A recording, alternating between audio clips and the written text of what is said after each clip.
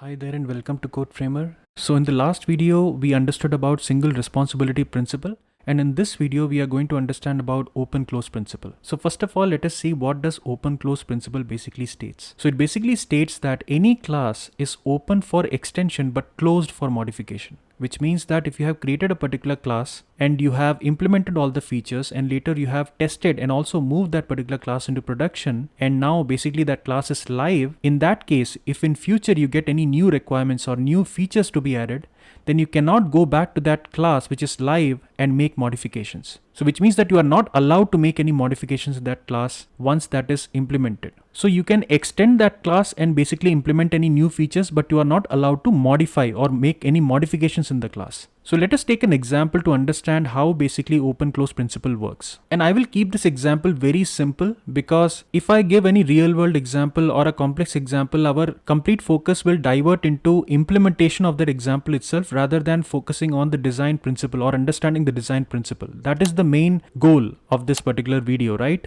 It is not to see the implementation of some random application, but to understand what basically this design principle is about. So as part of the example, just imagine that you have a data center which initially has 2 servers and you are given a task to perform health check on all the servers that are available in your data center. So say for example, initially you have 2 servers, which is server A and server B. And your task is to write a class which can basically authenticate a server, perform the health check and return some health check status to the user. So in order to write this class, what you can do is you can say class.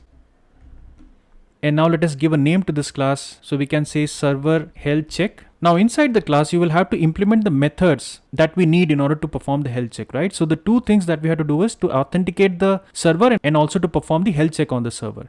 So we can simply write a method for authentication, right? So we can say def and then we can write authenticate. And for this method, we will give server as the input, right? Because remember that this particular class has to take the server as the input and perform the authentication and the health check on that particular server. Now initially, since you have only 2 servers in your data center, and you have to basically check whether the server that I have received in this particular class, whether that belongs to one of these servers that are available or not. So as I said that you have 2 servers, server A and server B. So you will write a condition if server is equal to server A, right? Because we have server A and server B, right? So if server is equal to server A, then we can write code to authenticate server A. Let us just return an empty string here just to avoid these IDE errors. And similarly, in order to authenticate server B, you will again write server is equal to server B. So if server is equal to server B, then again write code to authenticate server B. And let's just return again some empty string. So this is how you can write your authenticate method, and similarly you can write your perform health check method as well. So we can copy paste it and we can just say perform health check, right? So this will be the method to perform the health check on our server. So again here you are checking whether the received server is basically part of our data center or not. So here you are checking whether server is equal to server A or not. So if it is true, then in that case you will perform the health check on server A. And the same thing you can copy for server B as well.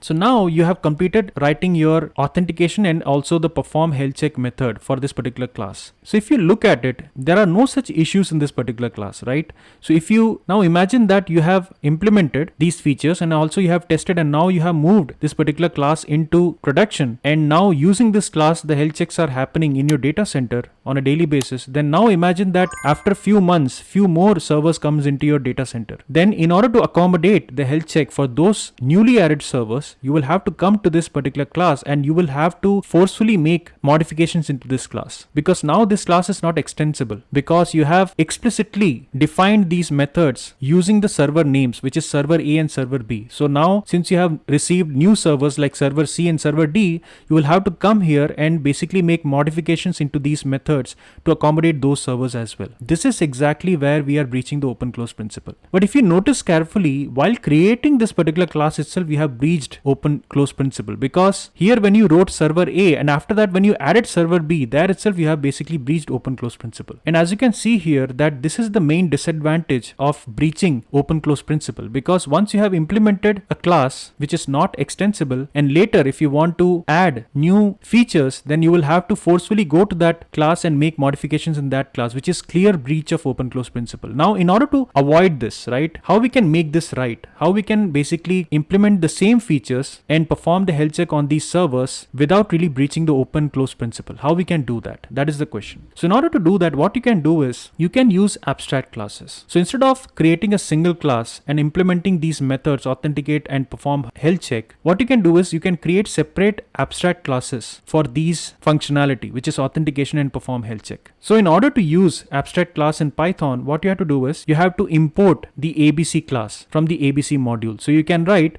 from ABC import ABC. So now what you can do is you can create a separate class for authentication. So you can write class authenticate and you can inherit the abstract ABC class. And inside this class, you can create an abstract method. So you can write at abstract method, which is a decorator, and then you can define your abstract method, which is def, and the name of our method was authenticate, right? So we can write authenticate, and then inside that method we can simply write pass. And similarly, we can create one more class for performing health check. So we can write class perform health check, and we can declare this class also as the abstract class. So we can just inherit the ABC abstract class, and inside that we can again create an abstract method by using this decorator, and we can define the method which is perform HC, and then we can simply write pass here. So now you have created two separate abstract classes for the functionalities that you would want to perform on the server in order to perform the health checks, right? So now what you can do is for each and every server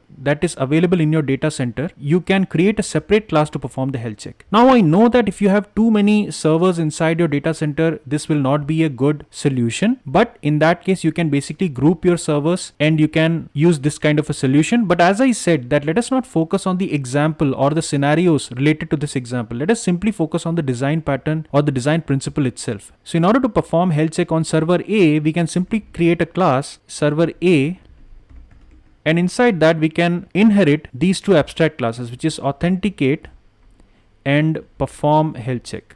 And now inside this class, we can basically implement the methods that are available in the abstract class, which is authenticate and perform health check. So we can write def authenticate, and then inside this method, we can write code to auth server A, and here we can return some kind of authentication object, and then we can also implement perform HC method, and again we can write some code to perform HC on server A. Here we can basically return some kind of a health check status. So using this class, you can perform the health check on server A.